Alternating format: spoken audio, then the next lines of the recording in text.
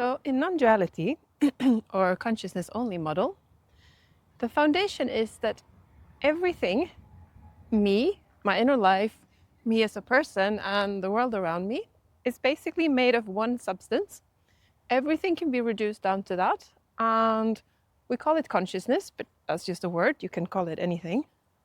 I guess the important part is that it is this capacity to notice, is what's pointed at. And everything else can be reduced down to that. That means my inner world, it means my body, it means the houses, the neighborhood I walk around with. Everything is essentially made of consciousness. And if you pair that with the belief that, or this notion that reality is veiled, like we have to unveil it to see that that's the case. And I'm not denying that that's how it feels, because it feels like I'm walking around in a world made of matter. That's what my senses and my default interpretation is telling me. But that is just, that doesn't mean that reality is like that. Like, say, for instance, this is one of those common ones. Like, when I look in the mirror, my sense perception tells me that there's a person in there, caught in the mirror, that has a face, it has movements. But I have learned that that is just a reflection of me. My sense perception tells me it's a person, but I know from experience and wisdom that that's not the case. And that's kind of what non-duality asks us to do for the whole world. Yes, our sense perceptions is telling us one thing, but we have the wisdom to override that, to not trust our sense perceptions, which we're used to. We do that all the time. So the notion is then that we need to unveil, or we need to stop believing in it, as though there's some kind of a veil, like a physical veil, hiding this fact from us. But I'd like to suggest that that's not the case. The thing that's veiling it from us is our belief that it's possible to veil it. Because if we stay with this notion that everything can be reduced to one substance, then the veiling itself also has to be made of consciousness. Now that's not the best hide and seek game. If you hide yourself behind yourself, you're clearly visible. So the veiling is in fact made of the thing we're trying to see. And on the one hand, this is a beautiful thought experiment, but for me, that's not really where the real jewel is, because the way reality is being veiled for me, for instance, is partly by contractions in my body. Fear contractions, holding myself back, making myself smaller, thinking I'm not worthy. And in order to access the love and the happiness, which is my nature, basically, if you're curious about that, I have a whole video on diving into that topic.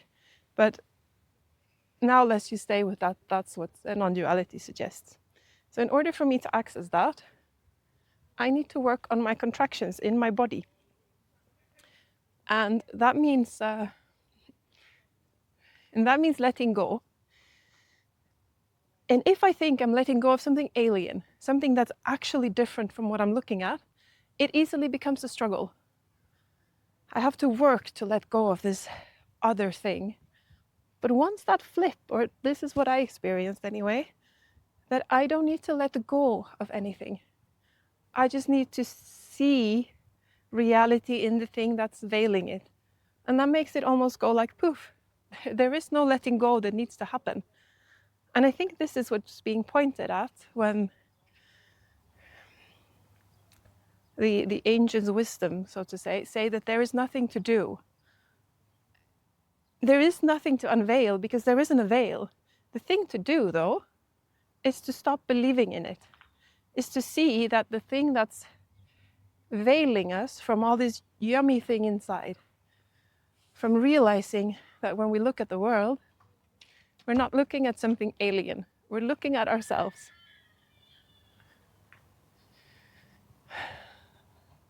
Just like the mirror. When you look in the mirror, You're not looking at another person, even though your sense perception is telling you that you are.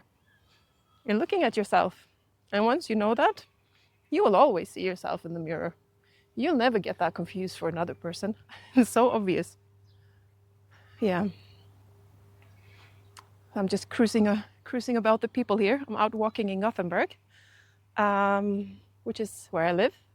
And if you're new to my channel, then warmly welcome. My name is Josephine. And if you're a regular viewer, then maybe you've been in these hoods before. Yes, where was I? I don't know, I'm just gonna skip straight to my, the highlight that I wanted to make. It shifts the inner work from being a process of getting rid of contractions to just seeing through them.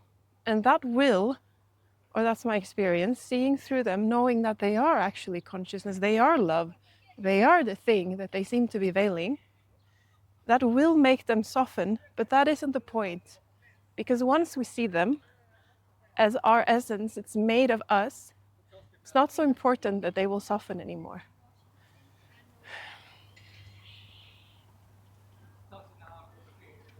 Yeah.